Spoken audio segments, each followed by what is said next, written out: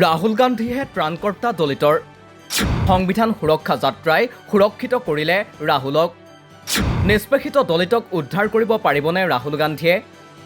অহা 5 ফেব্ৰুৱাৰীত অনুষ্ঠিত হ'ব দিল্লী বিধানসভাৰ নিৰ্বাচন দিল্লী বিধানসভা চতুৰ্থবাৰলৈ দখলৰ বাবে আপ্ৰাণ চেষ্টা চলাইছে আম আদমি পাৰ্টিয়ে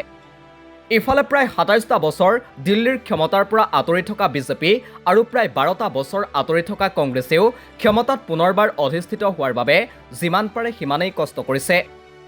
কংগ্ৰেছ আৰু বিজেপিৰ আশা যে প্ৰতিষ্ঠান বিৰোধী ঢৌৱে আম আদমি পাৰ্টিক ক্ষমতা লাভত বিধি পথালি দিব কিন্তু প্ৰায়বোৰ সমীক্ষাই দিল্লীত আপেই পুনৰ ক্ষমতা দখলৰ ইংগিত দিছে অৱশ্যে কংগ্ৰেছৰ ভোটৰ হাৰ বৃদ্ধিৰো ইংগিত দিছে সমীক্ষাই নিৰ্বাচনত জয়ী নহলেও আন এটা সমীক্ষাই ভাল খবৰ আনিছে কংগ্ৰেছলৈ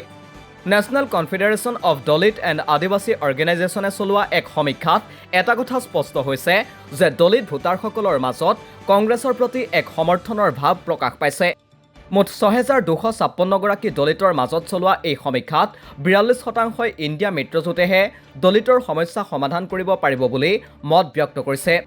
তদুপৰি প্ৰধানমন্ত্ৰী মোদী ৰাহুল গান্ধী আৰু অৰবিন্দ কেজৰিৱালৰ ভিতৰত দলিতৰ সমস্যা সমাধানৰ ক্ষেত্ৰত ৰাহুল গান্ধীয়েহে গুৰুত্বপূৰ্ণ ভূমিকা ল'ব পাৰিব বুলি বিশ্বাস কৰে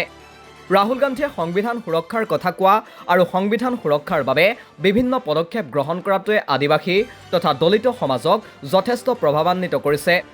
লোকসভা নিৰ্বাচনৰ আগতে যি সময়ত বিজেপিয়ে 400খন আসন লাভ কৰিলে সংবিধান সলনিৰ সিদ্ধান্ত ল'ব বুলি কৈছিল সেই সময়ত কিন্তু ৰাহুল গান্ধী অথবা বিৰোধী নেতৃত্বাধীন ইণ্ডিয়া মৰ্চাই জাতিগত জনগণনাৰ বিষয়টো উত্থাপন কৰি সকলোৰে সম অধিকাৰ প্ৰসংগ উত্থাপন কৰিছিল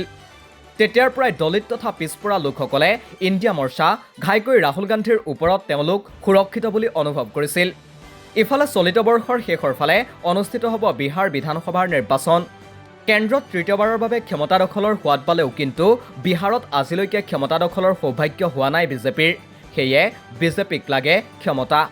তাৰ বাবে ভয়ভীতি প্ৰদৰ্শনৰ পৰা আৰম্ভ কৰি বিভাজনৰ ৰাজনীতিলৈকে সকলো প্ৰচেষ্টা অব্যাহত ৰাখিছে বিজেপিয়ে নীতিশ কুমাৰক বশ কৰিবলৈ তেওঁৰ দলৰ সাংসদৰ মাজত বিভাজন অনাৰ পৰা আৰম্ভ কৰি জিতন ৰাম মাঝীক নিজৰ দক্ষতা দেখুৱাবলৈ সকিয়নি দিয়ালৈকে সকলো প্ৰচেষ্টা লৈছে বিজেপিয়ে বিহাৰত দলিতৰ সংখ্যা আছে 44% ইফালে দিল্লীত দলিতৰ সংখ্যা 16.7% বিহাৰ আৰু দিল্লী দুয়োখন ৰাজ্যতেই দলিতৰ যথেষ্ট প্ৰভাৱ আছে দলিতৰ শেহতীয়া কংগ্ৰেছৰ ওপৰত ঘূৰি অহা বিশ্বাসে দিল্লীত আপক আৰু বিহাৰত নীতিশৰ দলক যে ক্ষতিগ্ৰস্ত কৰিব সেইটো নিশ্চিত নিউজ ডেস্ক ৰিপৰ্ট দি ক্ৰছ কাৰেণ্ট